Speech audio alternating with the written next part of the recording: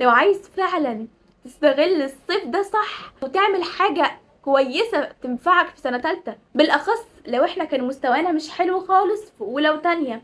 السلام عليكم ورحمة الله وبركاته، ازيكم عاملين ايه؟ لو أول مرة تشوفوني أنا نانسي محمد، داخلة تالتة طب بشري اسكندرية. والنهاردة الفيديو بقى لطلاب تانية ثانوي المقبلين على تالتة ثانوي، ازاي نستغل الأجازة اللي قبل سنة تالتة صح، نعمل ايه في الأجازة عشان ما نضيعهاش، بالأخص لو احنا كان مستوانا مش حلو خالص في اولى وتانية وضايعين وجبنا درجات مش حلوة خالص. فنعمل ايه بالظبط؟ لو عايز تستغل الاجازة دي صح فعلا، استمتع على قد ما تقدر فيها، استغل كل لحظة فيها بانك ترفع عن نفسك وتفك عن نفسك وتعمل كل حاجة ممتعة بالنسبة لك. في مجموعة من الناس بيقولوا لك ذاكر، ابدأ في مواد كذا، اعمل كذا، احفظ كلمات كذا. ومجموعة تانية بيقولوا لك لا ارتاح وما تعملش اي حاجة. فانا مش مجرد ان انا اخده السكة بتاعت الناس اللي عايزاك ترتاح وخلاص، لا، انا عندي اسباب مقنعة تقنعك ان انت فعلا ترتاح الصيف ده. اول سبب فيهم هو ان انت لو مرتحتش في الصيف ده وبدأت فعلا، طب جميل شاطر برافو عليك، انت بدأت من قبلها، فهتبدأ لما يجوا المدرسين يشتغلوا هتبقى انت خلاص عندك فكرة عن الحاجات دي وهتبقى عارفها. تمام، هتشتغل في البداية الحاجات اللي في البداية دي كويس جدا، الحاجات دي بتتكرر مرة تانية، بس كده كده انت مش تلحق تخلص قدر كبير قوي في الاجازة يعني، لا هتاخد جزء، فالجزء ده لما هيتكرر هتبقى انت شاطر فيه. طب الجزء التاني اللي باقي بقى انت ما تعرفش عنه حاجة برضو، يعني زيك زي اللي بدأ من اول السنة. الحاجة التانية ان غالبا الحاجات بتتنسى، يعني ممكن تاخد الحاجات دي وتنساها فتبقى انت كأنك ضيعت الاجازة على الفاضي. الحاجة التالتة ودي اهم حاجة، ان انت دلوقتي لما هتيجي تذاكر في سنة الاجازة كلها وتعيش نفسك في جو الدراسة وجو الثانوية العامة من قبل ما تبدأ اصلا ثانوية عامة، فانت هتيجي على نص السنة مش اخر السنة، نص السنة هتلاقي نفسك مش طايق المذاكرة، مش طايق السنة، نفسك تأجل، نفسك تحول، نفسك خلاص مش قادر تكمل.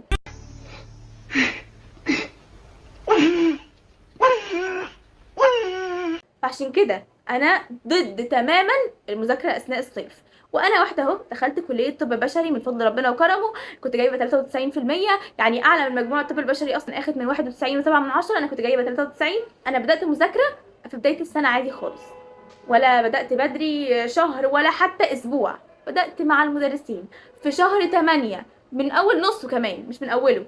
فانا مش عايزاك على فكره تبدا من اخر 7، مفيش حاجه اسمها كده، شهر 7 كله تاخده اجازه، شهر 6 ده كله اجازه، مفيش اي حاجه تتعمل فيهم خالص خالص نهائي، ولا حتى حفظ كلمات. هتقولي انا مش شاطر في الانجليش خالص، مفيش مشكله، هتتشطر فيه في ثالثه، هتبقى كويس فيه بعد كده، وهتحفظ كلمات اول باول وتحفظ كل الكلمات اللي المستر بيديها لك، وهنزل لكم بعد كده الكشكول بتاعي اللي فيه كلمات اضافيه، وهتبقى ممتاز في الانجليش وهتبقى مستريح فيه طالما بتذاكر اول باول.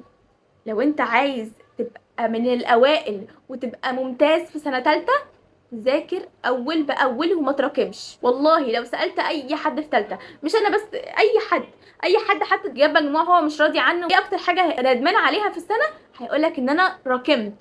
انك تراكم دي اسوأ حاجه ممكن تعملها في الثانويه العامه.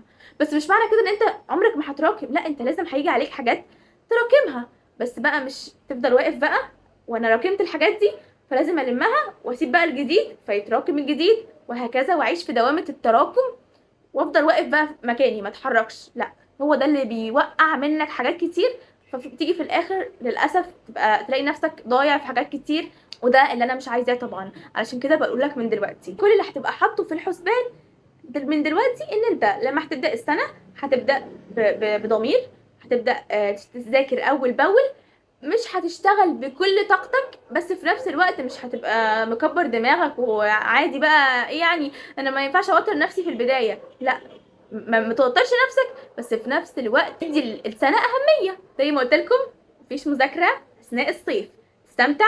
شهر 6 ده كله، شهر 7 كله، بدأت في أول 8، بدأت في نص 8، في آخر 8 عادي مفيش أي مشكلة، المهم إن أنت بدأت مع مدرسينك واشتغلت معاهم أول بأول. حاجة كمان، ما تتسرعش وتحجز مع المدرسين وتجيب المذكرات بتاعتهم وتدفع تمنها، لان حرام بجد بتدفعوا تمن المذكرات وبتجيبوها وبعدين تلاقوا نفسكم مش فاهمين قوي من المدرس فتبقوا عايزين تغيروه، مش عايزين بقى المذكره بتاعته، هتعملوا فيها ايه؟ هترموها، للاسف الشديد بترموها وتبقوا دفعتوا ثمنها ودفعتوا اهاليكم. فحرام يا جماعه. لو انت عايز تجرب مدرس مفيش مشكله، احجز معاه، بس قول له ان انا مش عايز اشتري المذكرات، انا مش عايز المذكرات دلوقتي، لما اجرب المستر. لما تجربه وترتاح له وتلاقي نفسك فاهم منه فعلا، كمل معاه وخد مذاكرته وخلاص تمام كده. ونفس الشيء ده ينطبق على الكتب الخارجيه. انا مش اول ما ينزل الكتب الخارجيه تنزل بقى، تبدا تنزل في السوق، اروح فورا اشتري كل الكتب اللي نازله. ما انا في ثانويه عامه بقى، لازم اشتري يا بابا كل الكتب، انا ده ثانويه عامه ودي اي سنه. فاروح اشتري لي كل الكتب اللي نازله، الحلو منها والوحش، واندم بعد كده ان انا سبت منهم او سبتهم كلهم اصلا، عشان انا مش عارف مين اللي كويس فعلا ولا انا احل فيه، ومعايا كتير بقى، فحاسه ان عليا مسؤوليات وهموم، وانا دفعت اهلي كل ده، فحرام عليا والحاجات دي كلها. وده اللي حصل مع دفعات قبل كده، وانا بقول لكم من واقع خبرتهم وخبرتنا كلنا، علشان ما تتجنبوا الاخطاء دي. فالكتب الخارجيه باذن الله هينزل لكم فيديو باجابات للاسئله بتاعتكم كلها، ان شاء الله هجمعها واعملها فيديوهين كده ولا 3 على حسب كميتها، واقول لكم فيها سواء كتب خارجيه، سواء مدرسين سنتر، سواء اونلاين، سواء يوتيوب، اي حاجه هقولها لكم باذن الله في فيديوهات الفتره الجايه. المهم ان انت ما تشغلش بالك، انا هقول لك على الكتب الخارجيه على كل حاجه، فما تتسرعش بس وتجيب كل الحاجات اللي نازله وخلاص وتغرم اهلك. وفي حاجه مهمه قوي قوي قوي لازم تعملها الصيف ده بقى، لو عايز فعلا تستغل الصيف ده صح، او تعمل حاجه كويسه تنفعك في سنه تالتة. التليفون، انا مش هقولك سيب التليفون، ما تمسكش التليفون ولا تلعب عليه، ده يبقى انا كده بهزر بقى. مفيش حد هيسيب التليفون في الاجازه بتاعته، انت هتمسك التليفون عادي وتلعب عليه عادي، بس حاول يا ريت من فضلك تطبيقات معينه انت شايف انها بتاخد طول الوقت، انت بتفضل قاعد عليها، تفضل تسكرول عليها طول الوقت طول الوقت، مش بتعرف انك تقوم من عليها وتاخد منك ساعات طويله، حاول انك لو تقدر تمسحها، جرب تمسحها، امسحها حتى اسبوع ولا حاجه، وحاسس ان انت عادي مفيش اي مشكله، ولا حاسس ان انت مش لاقي حاجه تعملها وملان وعايز ترجع الابلكيشن ده تاني وعايز تسكرول تاني، يبقى انت كده في ادمان في الموضوع. وللاسف اغلب الناس دلوقتي بقوا مدمنين فعلا على بعض التطبيقات، بقوا خلاص طول الوقت قاعدين عليها وسكرول فيها، ياخد ساعات وطويله، مفيش مشكله، انا كده كده في اجازه. طب ما الاجازه دي ممكن نستغلها في حاجات تانية احسن بكتير. ممكن اروح الجيم، انا مش هقول لك روح خد كورس، لا انا مش هديك تاخد كورس في الانجليش ولا كورس في الايطالي ولا لا لا خالص، مفيش مذاكره في الموضوع. انا عايزاك تستغلها في حاجات ترفيهيه برضو ترفه بيها عن نفسك. روح الجيم، من احسن الحاجات اللي ممكن تعملها انك تروح الجيم. اخرج مع اصحابك مفيش اي مشكله، روح النادي، اخرج اتفسح، العب اي رياضه، اي حاجه، اي حاجه هتفيدك تخليك تتسلى وفي نفس الوقت مش هتضرك في حاجه. لكن التليفون، لو انت فضلت 24 ساعه انا قاعد على التليفون طول الوقت، خلاص انا ما عنديش حاجه تانية، هو ده الترفيه بتاعي الوحيد.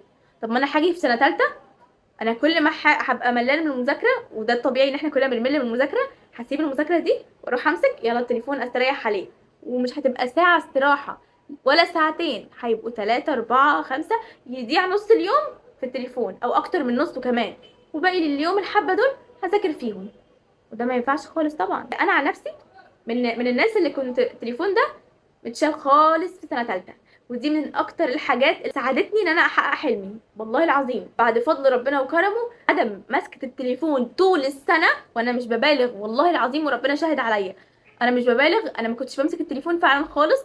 انا كنت متفقه مع ماما من قبل ما ابدا السنه انها تاخده، علشان كنت عارفه ان ده هو الفساد، انا كنت عارفه كده ومقتنعه بكده، فاديته لماما مع بدايه السنه، خلاص كده مفيش تليفون.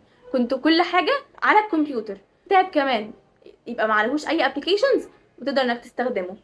بس لو انت بقى شايف انك مستحيل بقى، وفكره ان انا ما يبقاش معايا تليفون خالص واديه لماما والحاجات دي كلها ده اوفر ولا مش هقدر اعمل كده، خلاص براحتك مفيش مشكله، بس سيطر على نفسك، التليفون يبقى ساعه ساعتين.